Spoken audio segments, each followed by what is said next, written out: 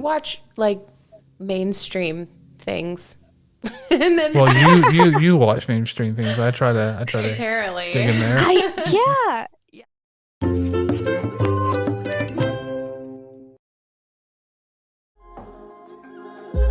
And you're listening to and watching the Analia podcast. My name is Josh, and I'm trying really hard to look into the camera. This is new for me because I'm not always on camera. Rebecca is a natural. She's always the best. She's always on camera. And well, thanks. She's an not an actress, but you've done quite a few training videos, right? I have, yeah. That's what I do for work.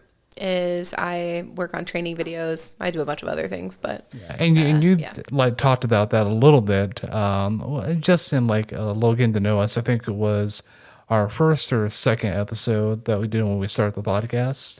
Yeah. We've talked about that before. Kind of a different intro. Kind of just like jumped right into it. But hey, that's what we do, and then you never know what you'll get with us, especially when it comes to content. It's like when we had voice actress Katie Lee on the show, and she does she does a show, not a podcast. She does a show called Tell You Later, and it's where you learn a lot about very little, and I love that concept. It's just a conversation. Yeah, you learn people having fun. Yeah, you learn a little bit about the spiritual stuff with us, and you learn about a little bit about the history of, or the synopsis at least, of what we're talking about. But we are back with another guest. We are very excited. We originally were going to have this guest as part of our roundtable. Something happened. Again, things come up. But really excited to have our guest today. She is a author, blogger, artist, and she currently has 23 books in print. She's best-selling, award-nominated, so we are really excited to have her. Please welcome Angela R. Watts. Angela, how are you? Pretty good. Thank you guys for having me on today.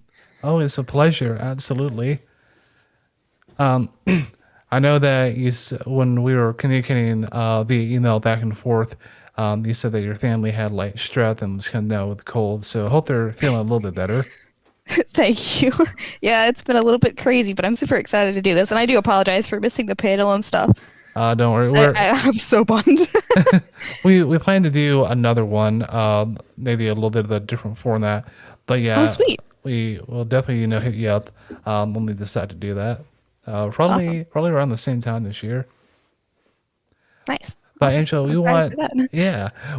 want to have, of course, we know you a little bit, but we want to have our audience get to know you a little bit.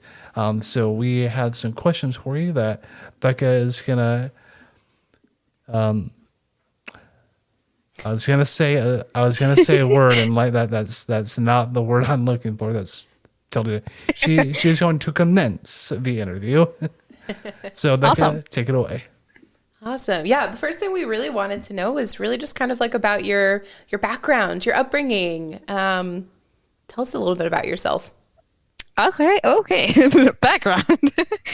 Well, I actually have lived in a small town my entire life, so writing just kind of came naturally because I didn't have much else to do besides play in the dirt outside. So that was really fun. But yeah, no, I was homeschooled my entire life. And then out of high school, I decided I was going to make writing and editing my career.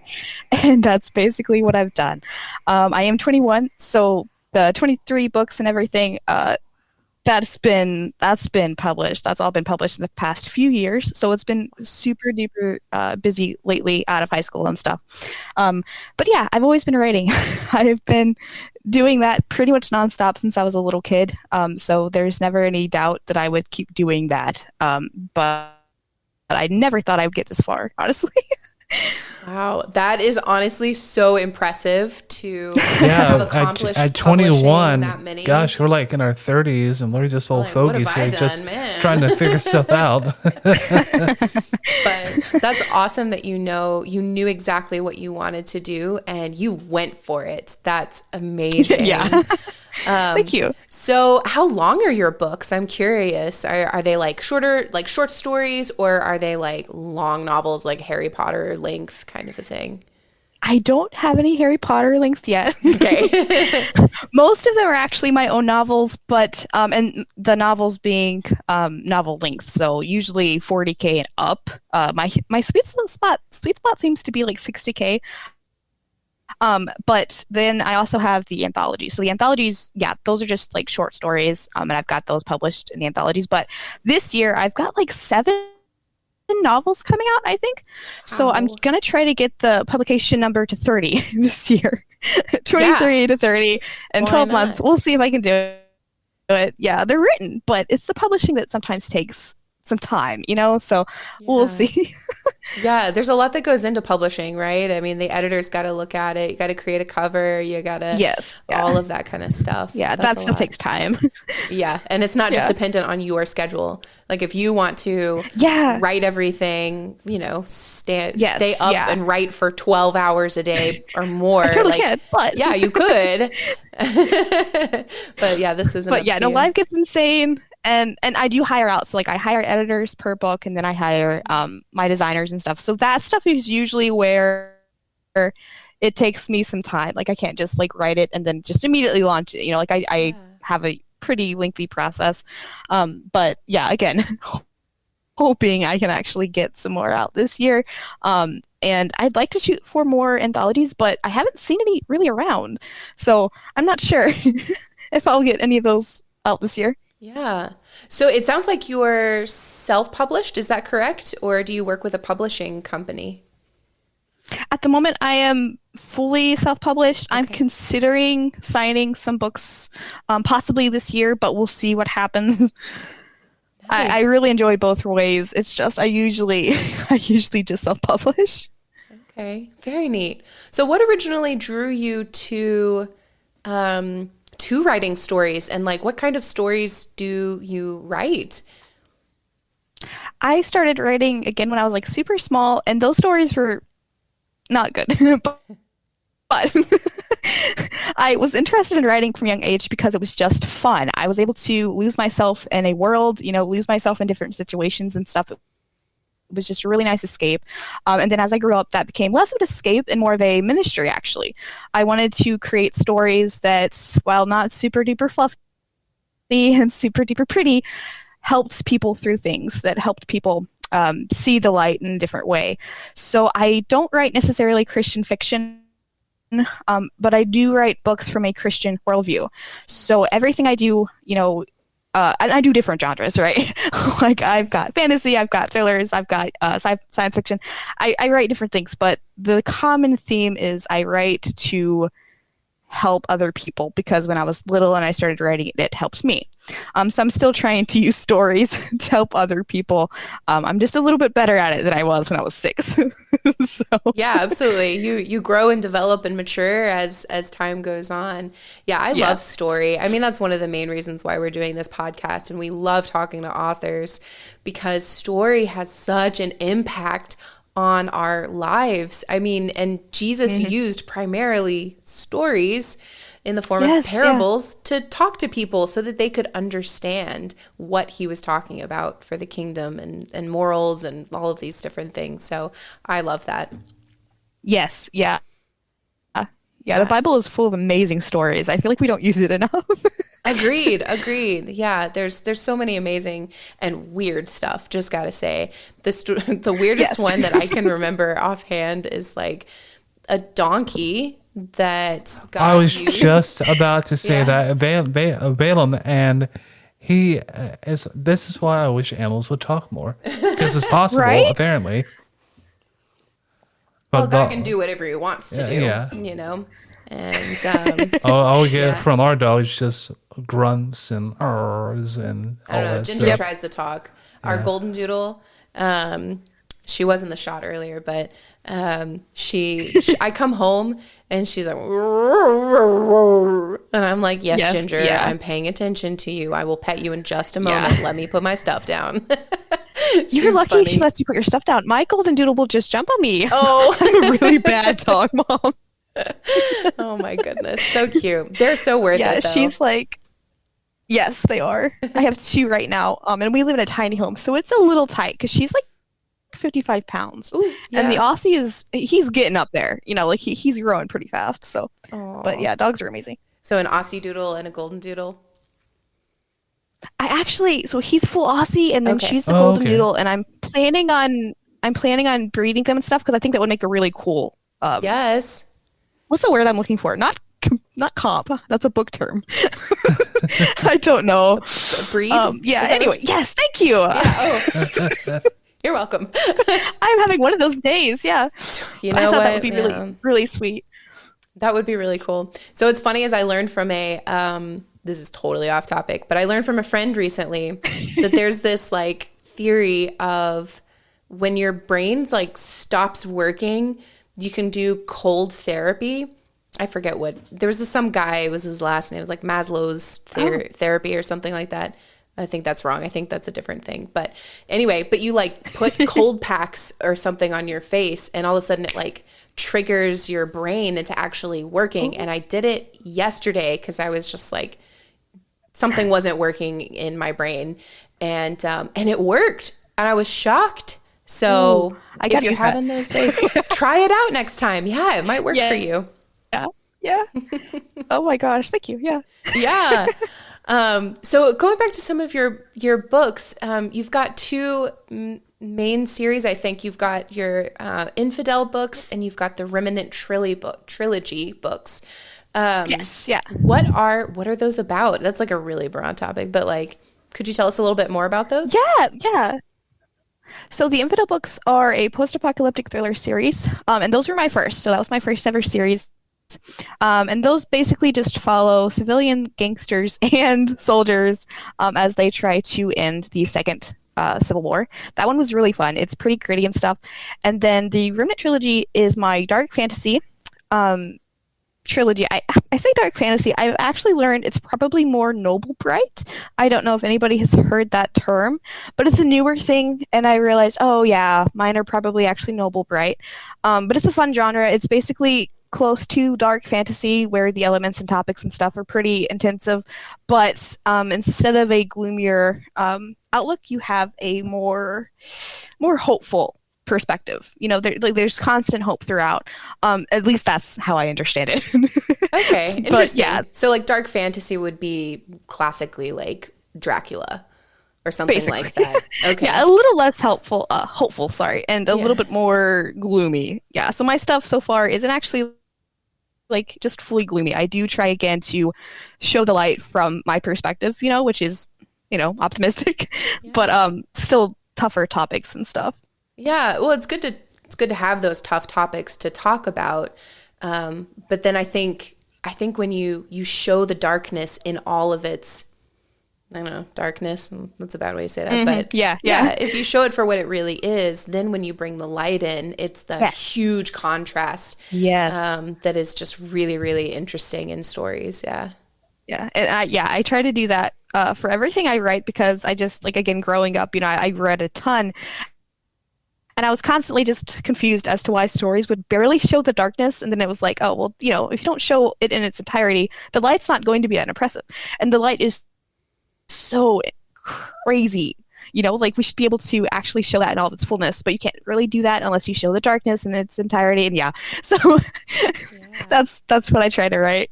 Yeah, absolutely. It reminds me actually of My Hero Academia. Are you keeping up with that? I am way behind. Okay. I've started at the beginning, but yeah, like I think it's on season 6, right? Yes, season 6 is I'm so going on behind. right now. I think it was season 5 where they dug into the League of Villains, which I don't know if you know, they are what they say, Kind of, a yeah. league of villains. And so they're the bad guys, if you will. And so the story takes almost an entire season to talk about them. What are their ideologies? What are they thinking?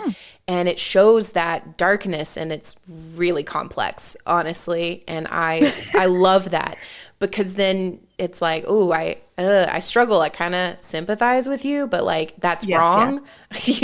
Yeah. You don't make those choices. And then seeing the heroes come into the story, and it's like, wow, it's so interesting. But yeah, that's what makes me think of. That sounds fun. I'll have to catch up. Yes, it's really, really good. I will have to catch up. Yeah. Wow. Yeah, it seems like was it this morning? We woke up and we were like, you know what? While we're drinking our smoothies, let's watch another episode of My Hero. And oh my gosh, the whole time we were like,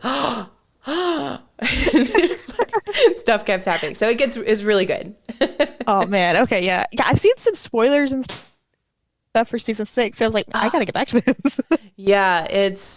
Try to stay away, but they're really good. There are some unexpected surprises. I'll definitely say that. Sweet. There are, yeah. It's So getting to your writing again, I know you're talking about this contrast of light and dark, and wanting to showcase the light and to bring hope to people.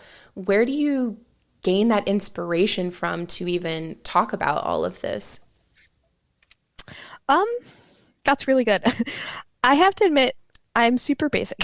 So usually it's usually the Bible in some form or fashion, and it has to be God. I know that's really weird, but like for example, lately, I recently just told my newsletter subs, and I'm writing a new dark fantasy series, and I did not want to write it. I wrestled for like 2 weeks. I was like, okay, God, like I could do this book or I could do this book, and it would be a lot easier, because mentally I don't know if I can write that series right now. And he kept saying no. So my inspiration is usually just God telling me what to write. Because if I don't do what he's telling me to do, it just does not work, right? Like I get major writer's block, like the story just does not come. So when I follow, and like I do what he says to do, it happens. I think I wrote I had 2 4K days last week in the book that I was like dreading to do. So that was definitely God. Yeah, that's awesome. And what a testament to following God's will. Like, not that everything is going to be easy when you're following God's will, but like he just makes stuff happen, and it's so much more beautiful when you're walking in that. So that's awesome. And honestly, like, well done for doing that and for following, because so many people, they stay stuck in that. No, I don't want to do that. No, I don't want to go move to that country. No, I don't, whatever it is. Yes. That's hard. That's difficult. And he's like, if you would just follow me. Exactly. It would be better. Probably going out there, just submit. That's right. Just submit. Right. Yeah. Mm-hmm. Yeah. It's definitely worth it. Awesome. Well, I'll ask the last question, because we always enjoy having fellow anime lovers, manga lovers, and just casual viewers who are into that. So what are your top 5 either current or all-time favorite anime or manga? Oh, it can be both. I know, hard question, right? Don't make me answer this. Actually, okay, so, oh man. Okay, I'll start with the first one I ever saw. Okay, was Free. So that was a sports anime. Yes. Okay, not a great anime. It was really weird. But Free Eternal Summer and then Free Dive to the Future were amazing. Like they helped me through so much. So when I was like 13 and stuff, that's the anime that started me off and helped me through some really hard times. And then I'm probably gonna say Berserk, and then. So that's 2. This is so hard. Oh man. I'm liking Vinland Saga. I'm not sure I agree with everything, but I'll go ahead and put that in the top 5 too, just because the first season, I don't know if you have seen it, really nice. Really cool. And then what else? Can I cheat and look at my anime list? Absolutely. I think yeah. Wait, oh no, I have 2 more, right? Yeah. Oh, I don't know if this one counts, but Link Click. So technically it is Chinese. I don't know if that counts, but absolutely my top 5. Like that one is so cool. It did not get enough hype. I think season 2 is coming pretty soon. I don't know when exactly, but it was like, it was so good. And then I guess I'll just go with Banana Fish, because that one changed my life too in a really weird way. It helped me face some really intense fears. So I'll stop there. I could go on.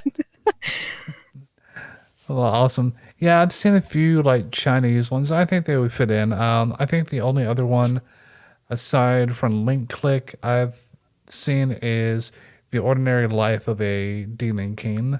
I think that one's I've seen like that one Mandarin. around. Yeah. Yeah. Did we watch that one together, Josh? No, it is dubbed. I think all the first season is dubbed now. I'm realizing that we watch like mainstream things. And then Well, you watch mainstream things. I try to apparently dig in there. Yeah. My brother has a tendency to watch a lot of the mainstream ones, and I'll try. Like, I'm trying to catch up. Like, I watched Chainsaw Man and like Jujutsu Kaisen and stuff, and they're okay. But like, I try to find the hidden gems as much as I can. And Oh yeah. Megalobox, I'll have to add that one to my top because that one was insane. Season 2 was not good, but season 1, season 1 was incredible. nice. Yeah, a couple of other like oh gosh, what was it? I wouldn't. Well, they're gems. Not sure how appropriate they are for all audiences, but there's Ghost Stories is Okay, one. that one was funny. Yeah. That was funny. Okay. There is also oh gosh, Well, and if you watch Ghost Stories, you have to watch the English dub yes, because it's crazy. The idea with Ghost Stories is that it totally bombed in Japan when they released it, and so when they sent it over to America or to be dubbed into English, they were like, "Do what you want. We don't even care." Oh gosh. And so they were like, you don't care? So they just did whatever they wanted, and it's hilarious and crazy and incredibly inappropriate. but Okay. it's really good. it's kind of like on the same level of the English to the Shin-chan. But yeah, other I'll have to ones check have, those out. yeah, other ones have been My Love Story, which is really good. It's really Yes, cute. that one was cute. And I don't usually go for the cute ones, but that one was actually really nice. All right, awesome. Well, we are really sorry, backtrack. Well, that's awesome. Again, you've got a lot of great things in the works. Have already accomplished so much, and we're really excited that we're going to be talking about kind of an in-depth topic today. And our topic today is purpose, and that fits right along with the series that we'll be talking about. And so, Angela, you suggested this one. So, what series are we going to be discussing today? Oh, it's a really good one, guys. Okay, the series is Bungo Stray Dogs. I'm on the current season that's releasing now, which I think is like season 4. I haven't read the anime or anything read the manga yet, but it is so cool. I can't do justice explaining it, so I'll let you do it. But oh, I'm so excited about today. Yeah, I've dubbed myself the synopsis master. I can do just enough just to get interested. So, for those of you who don't know, Bungo Stray Dogs is a anime. I'm not sure when it came out. Maybe it was like, I know within the last 10 years. I think it was like 2015. Yeah, was its first season. There are currently 4. The 4th season is the most current one. I think there's like an ODA or a movie as well. It was so good. Yeah, Dead Yeah. Apple. Yeah, so we've made it all the way through season 1. We're currently halfway through season 2. Ooh, halfway, really? sweet. Yeah, Man, so we plowed through. yeah. But this is about a armed detective agency, but not in the general or original sense that many people may think. It is around a main character called Atshusi, and he has been dealt not the best hand in his life. He's an orphan. He's always been told that he's been worthless. Well, he kind of gets, quote unquote, adopted into this agency where he has an ability, but he doesn't believe in himself. That he basically just thinks of himself as a gopher, basically just run around doing whatever errands that they need. But surprisingly enough, he taps into that power within himself and does all these unexpected things. And it really surprised me like how deep the show was. Same. Even just the Yes. first season. Yeah, I gotta be honest though. When we first started this series, I was not sure about it because mainly because of the um, weird, and I'm sure it gets answered later, but there seemed to be like a weird incest thing going on with the two characters. It does not get answered. It's just weird. I will say though, it Oh, gets okay. less. Yes, I did notice that. They were in like the first maybe 4 episodes or so, and then those Yeah, two characters yeah. just kind of went away. Yes, yeah. So I was pretty happy about that, honestly. Yeah, I do not blame you. Yeah, that was really weird. A lot of the fans don't really talk about it, so I wasn't expecting it either. I mean, I honestly forgot about it too because I haven't seen them for a while. Like they're not that major anymore. But yeah, Interesting. super weird. Like why? Yeah, why even bring them up? I don't know. I don't know. I But feel like they probably got backlash originally and were like, oh, okay, yeah, maybe we shouldn't do that. Yeah, people are not on board Yeah. with incest. No, really, no. Not so blatant like that. It was crazy. Yeah. Um, but overall, I mean, obviously we're continuing on to season 2. I'm really enjoying it.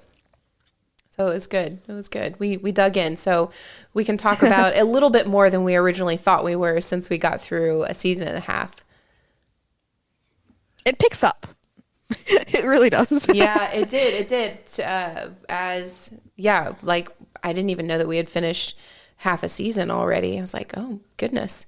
There was so we got Dazai's backstory. Yes. Oh So my that gosh. was Don't really get me good. started. And Don't get me yeah, and Dazai's mindset, again, a little bit about ourselves, but Dazai's mindset is a whole lot more understandable now that we have his backstory a little bit. Yeah. Because when you meet him, so Dazai is, for our audience, Dazai is one of the other characters who recruits Atshusi into the detective agency. And he is just, well, when Atshusi first meets him, he's upside down in a river. He's trying to commit suicide. And he has this just over obsession with basically just wanting to kill himself to find meaning, to find purpose. And it's just a very, very interesting intro to a character. Yeah, it definitely is. And it's weird because the show does it in such a lighthearted way. Like, oh, Yes. Yeah. Dazai, that's just him. He's committing suicide again. Nobody cares. Silly little man. Yeah. And you're like, this is serious. Like Atsushi, he was like, what? Why are we? Yeah. So Not helping. Yeah. yeah. So it's weird that it like, I don't know, it's almost like almost glorifying suicide and the idea, romanticizing, I should say, suicide. Because Dazai even goes on to say, oh, I know what I want now. I want to do a double suicide with a beautiful lady. And it's like very interesting that we're going this direction. But yeah, I don't know. He's interesting, but he does have a reason for it all, which you go, oh, I get it a little bit more now, why he is the way he is. His character. So yeah, I don't want to spoil anything, but everything kind of starts to make more sense, even beyond season 2. And again, if you guys get a chance at Apple, that helped a lot with his POV as well. But with Dazai, it's almost like part of that is just a front. It gets really interesting. But yeah, no, he's amazing. He's one of my favorite characters from the show.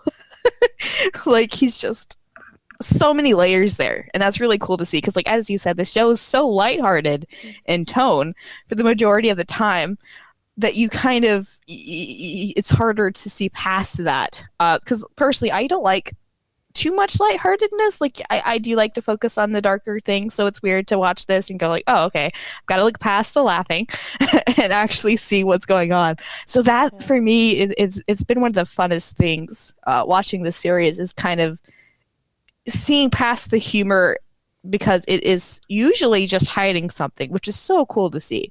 But anyway, yeah, Dazai is amazing. Well, and so many people too use laughter and joy like that to cover up something way darker Yes, that's yeah. going on. And yeah, there's so much dimension. I mean, it reminds me of so many different comedians that you think, gosh, well, they're such a happy person, and really, they're really broken and sad on the inside. And so that's interesting to see. But Yeah. it Because you reminds. don't really see it a lot in fiction. So to actually see it is so strange. Yeah, it reminds me of a podcast I've been listening to a lot recently. You may or may not have heard of it. It's like apparently super popular, but I've just stumbled across it. It's called Lore. Have you heard of this podcast? I don't think I have. So it's really good. I'm listening to it on Spotify, but I think you can find it like anywhere podcasts are.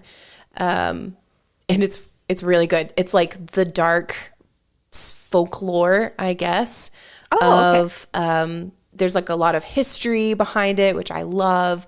And then, but it's like kind of dark and creepy. I was just listening to an episode coming back home this morning or this afternoon about Kappa. They were talking about like river monsters, and they were talking about the Japanese, creature called the Kappa. And what were we watched something recently, Josh, that dealt with the Kappa. I don't remember. It doesn't matter. But but so it's stuff like that. But the Kappa, like in Japan, apparently they really do believe that these water spirits, water demons, actually are there, and they feed on usually not humans but other things. And anyway, what was my point of saying this? Oh, but it's potentially, people think that it's this like giant salamander that can grow up to 5 feet. Oh, wow. Is that not insane? And have like sharp teeth and everything? Salamanders. No, absolutely not. Gosh. So anyway, it talks about stuff like that. So you might find it really interesting.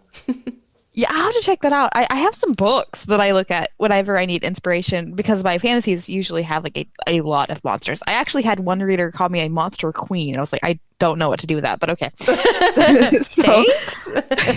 Yeah, so I'll need to check that out. Nice. Awesome. So going back to our topic of the purpose. When we think of purpose, what do we think? Rebecca, what do you think when you hear the word like purpose, or in your own life? I know we've all at one point had the question, what am I doing here? What am I supposed to do?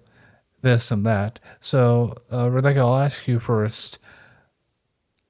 Well, have you ever struggled with purpose? I'm assuming so. Oh my goodness. I think everyone has, Christian, not Christian, doesn't matter. I think everyone's struggled with that or wrestled with that idea.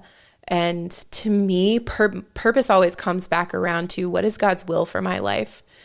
And sometimes I can almost be, for me, like obsessive over it, of like, what is God's will for my life? And it's so overwhelming, or it can be, or like, what am I supposed to do with my life? God, what do you want me to do? And it can be a scary time. I mean, if that's what, for most people, it's their 20s, that's where they struggle with that and wrestle with it. And then we've got some people like Angela who are just blessed to know exactly what they're supposed to be doing. And that's amazing. Honestly, like, don't envy the struggle. I actually have the struggle, but I try to ignore it. From a young age, I was always taught like, okay, well, you got to have this figured out by this age and this age. It's like, you take those career aptitude tests in high school, and nobody knows what they want to do in high school. No. People change majors in college like 3 times. Right.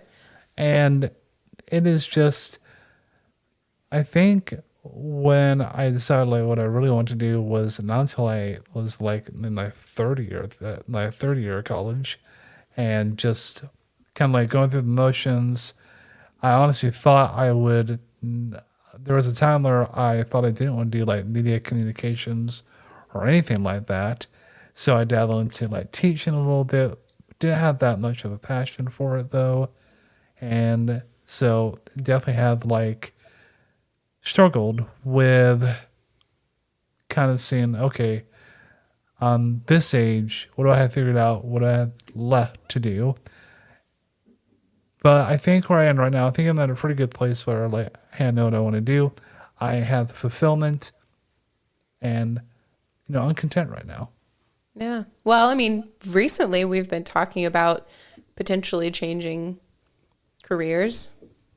And Oh, cool. Yeah. Yeah. Well, I mean, For you and me, well, Josh, yeah, for me, your boss has already planned out my whole career, apparently. yes, David already knows. Yeah, it's well, and it's interesting to me that inevitably conversations about purpose typically come back around to your job. And I find that really interesting. Yeah, because we've always said like the people ask you, oh, well, what do you do? Right. Or it's like, tell me about yourself. It's like, well, I work at such and such doing such and such. Yeah. It's like, yeah, but who are you? And we tie that so much to like a job title or something like that. Yeah. Yeah. It's like God's will for our life becomes our identity. And our identity is, I think, different than our purpose. It's tied up in it, but it's different. I think. I don't know. Yeah. It's just an interesting thing.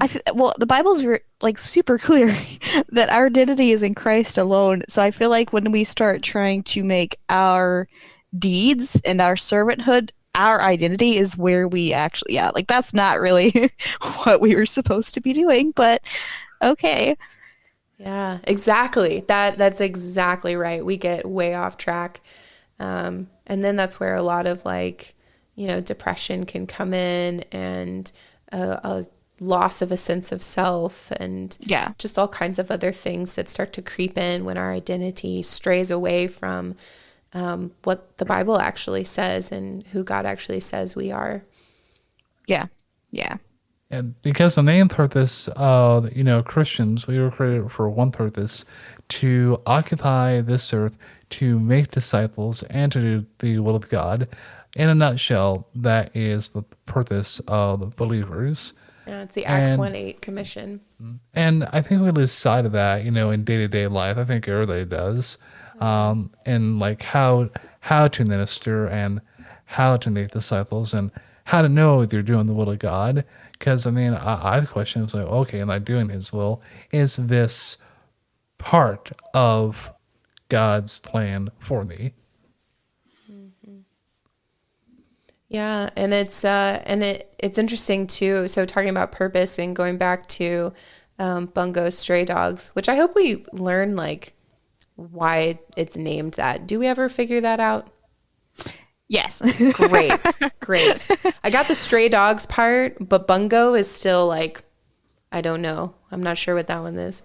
But each of the people in the agency, they all have a purpose. They all have a special ability that can be used to help fight evil, basically. And so Atsushi is the one who he's trying to figure out where he fits in with all of that. Right, and that's a great segue to these abilities that these those in the agency have. So Atshusi later learns, not later, like in the first or second episode, he has what's called tiger beneath, or he's a were-tiger, Josh. Yeah, he's a were-tiger, but tiger beneath the moonlight. So he just transforms into a crazy strong tiger, just has speed, strength, and all this stuff. What's cool though is that he can transform like fully into a tiger, and then like limbs grow back, and it's insane. Very cool. He's cool, right? It's pretty cool. But then if he needs like super strength and a punch, he can like transform just his arm into that big paw and just go and get them. So it's pretty cool that he's got a little bit more control over it now. What is it that triggers it? Like when he didn't know, because for a while he didn't know that he was the were-tiger. Yes, yeah. What triggers him turning into a tiger? Did I just miss that? Do you remember? I don't know if it was ever fully explained that I've seen so far. Again, there's always a possibility that the manga actually explains something, but I haven't read it. But I always saw that more as the trauma response.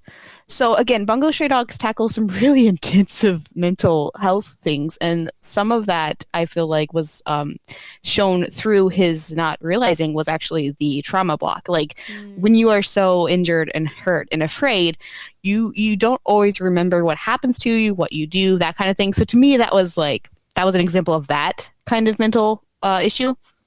But if he actually had a trigger and it wasn't just the trauma response, I don't know yet. I don't think that was explained. Okay, cool.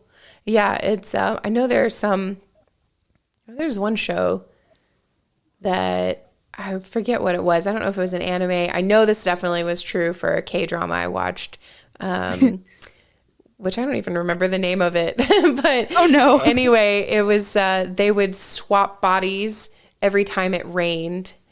And so whenever they got caught in the rain, like oh no. yeah, the male and the female character, they would swap bodies and they're like, no. So they had to get into the rain again. I don't know if they ever it took me like till the very end to figure that out. I think actually my friend that was watching it with me, she was like, have you figured it out? And I'm like, no, I have not. Oh, wow. But that's fun. I've got to find that one. I like Link Click, and then well, no, I think that's the only one I've seen that does like the swapping. But that I don't even know what that was triggered at this point. Link has got me confused. Anyway. You know what it is? I think Josh, you were telling me it was, oh my gosh, what is it? Ramune? Oh, Ranma 1.5. Now that's an old classic. That's like 1980s. It's a gender swapping. So Ranma is the main character, and they're male protagonist, but they get cursed. So every time cold water is doused on them, they transform into a girl, and opposite vice versa. Huh. So yeah. Interesting. Anyway, yeah, that's off topic a bit. See, this is what you get, that's people, right. when you view the video portion. You get all this sidebar stuff. Yep. Exactly. But going back to a couple of the people in the agency, we talked about Dazai a little bit. His ability is to nullify powers. So kind of like Eraser in My Hero Academia, he can temporarily just suspend power. So what's interesting is that his power is called No Longer Human, right? Yes, that's right. Why is it called that? Why is it called No Longer Human if you're taking away that ability? Does anyone know? Well, I feel like I'd gotten that out before, and I found my answer, and I do not remember it. Oh my goodness. Because the other thing with this series, though, is that they're all kind of inspired by or based off or whatever actual authors. So I always kind of assume that somehow the titles and stuff like that, their powers are probably linked to a book or a piece of fiction that author has done, and I just don't I haven't read it yet. So I would understand if I could get a hold of their fiction, but I haven't. So a lot of I feel like Easter eggs like that or something that you could probably actually find if you got the author's works, but I don't have many of the author's works, honestly. I have the Fedor guy. I'm reading Crime and Punishment, but that's it. Interesting. I didn't realize that these characters were based on authors. Yes. Or historian figures and stuff like that. Yeah, Dazai I knew was one of them. Obvious. Just because just because I've heard in passing. Oh, well. Yeah, the Japanese ones aren't that popular, but as you keep going, there's Nikolai and then Fyodor and then Edgar Allan Poe, like things like that. So like I just kind of assume I'm probably missing things because I haven't read all of their their stuff. I could be wrong though. I don't know. Interesting. Okay. And the last one I want to touch on is Kunikita. And he's like the tight, guy in the agency. Always has to go by a schedule. That's how he is the first time that we meet him. And his ability, I have it written down here, is matchless poet. And that gives him the ability to essentially materialize an object. But the only caveat is it can't be any bigger than his notebook. So, That's very limiting. Yeah. Yes. I bet that makes it very frustrating further in the future. Oh yeah. Oh yeah. Yeah. Kunikita is a good guy. He doesn't deserve what he has to face at the agency, honestly. I would agree. So far of what I've seen, yeah, he puts up with too much. A lot, yeah. One thing I love about the series, though, is that it kind of, again, it takes you on that journey. Like you have to go through each step as much as it hurts, but it's got to be worth it. And that's such a cool theme to see play out. And Atshusi also puts that into practice with telling something that they are more worth it than what they then created or planned for. Yes. The character, can't remember her name. I do not remember her name. She's a little bit younger. She blows than people up. Is that what it is? Yeah, kind of like she has to the cell phone and gets her orders from that. But yeah, so basically she's been being used as a weapon. But as you see, goes to her and basically says, you're more than a weapon, and this is what we can offer you. Come join us, and that follows.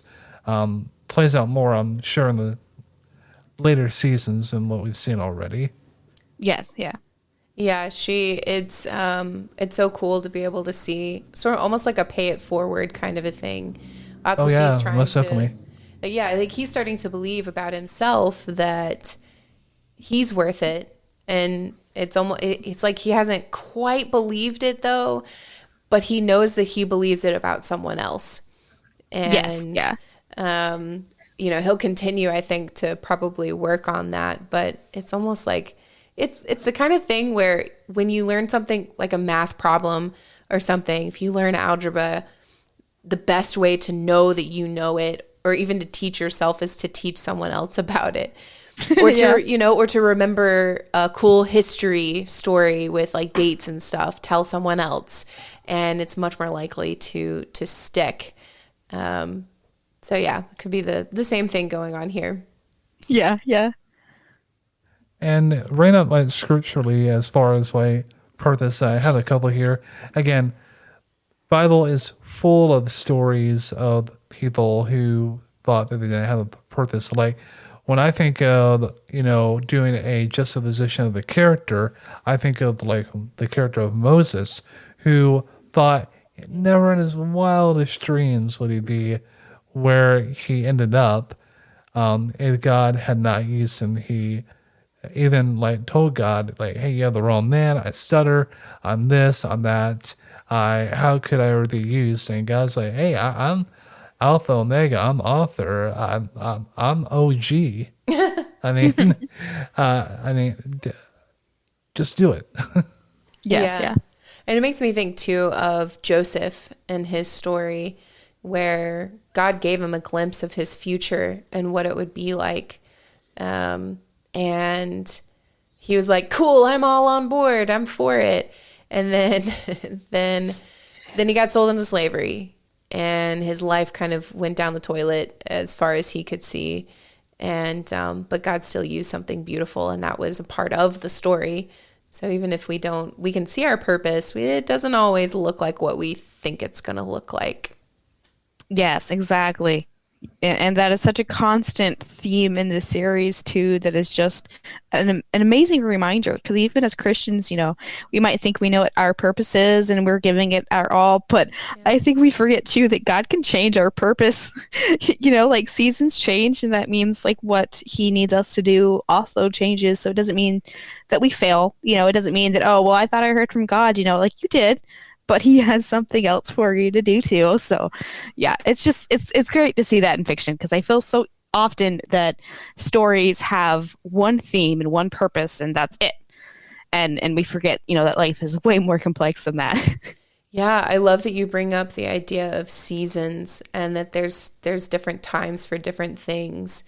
Um, that is so easy to get lost in. Like, but you told me to do this thing. Why is that gone now for whatever reason? Yes. Yeah. Why is it changed? Yeah, like you said, am I wrong? And you're like, no, it's just different season. Different seasons of our lives, we go through different things, and that's okay, and that's good, and everything is builds on each thing. Yes. But Yeah. that's hard to see sometimes. Definitely. Especially when you're in it. It's like, wow, Yeah. I thought this was from you. It's like, yes, and it'll be fulfilled, but not right now. But I want it now. No. Yep. No. Yeah. But going back to a few scriptural references, again, we have Colossians 1:16, which basically says, "For by him all things were created in heaven and on earth, visible and invisible, whether thrones or dominions or rulers or authorities, all things were created through him and for him." That is the perfect illustration of purpose for everyone who comes to Christ. Like, you were created and like for such a time as this. Yeah. And we also think of like other characters like Saul and Jeremiah, as far as like purpose. Like, they were totally one thing, completely another. Poor Jeremiah. He had it rough. Yeah. really That's did. actually my favorite book in the Bible, though. So hats off, Really? Jeremiah. Nice. Thank you. And going into like season 2 of this series, just touching on a little bit, we get a little bit of a backstory of Dazai and a couple of his associates before he joined the other agency, and it just brings a whole new perspective. Again, it's still about finding purpose, but Dazai, his character, genuinely wants to help others, even though he may not be particularly wanting to help himself. Angela, regarding like season 2, can you give us any more like insight on like the overall theme or Dazai's character or any of the other characters, like what the development is? Yeah, so Dazai again is one of my favorite characters. And the reason for that is that he is complex, but I have to give, the entire show, the entire series kudos, because every character is complex, but Dazai is just, for me anyway, extremely relatable. So he does, in a sense, hide behind, the humor, the dark humor that probably should not be humorous, and he hides behind the front. He's made this character for himself to be around others, so they don't see past that. And I get the season 2 backstory mixed up with Dead Apple, so I won't reference anything specific. But his backstory, what set him onto the path of helping people, actually helping others, and not hiding that anymore, that path was difficult. It was hard. So in the main series, yeah, he acts a little strange, but his heart is what I think we all should strive for. It's doing difficult things. It's doing things we don't want to do. It's doing scary things, but it's doing all of that to help other people.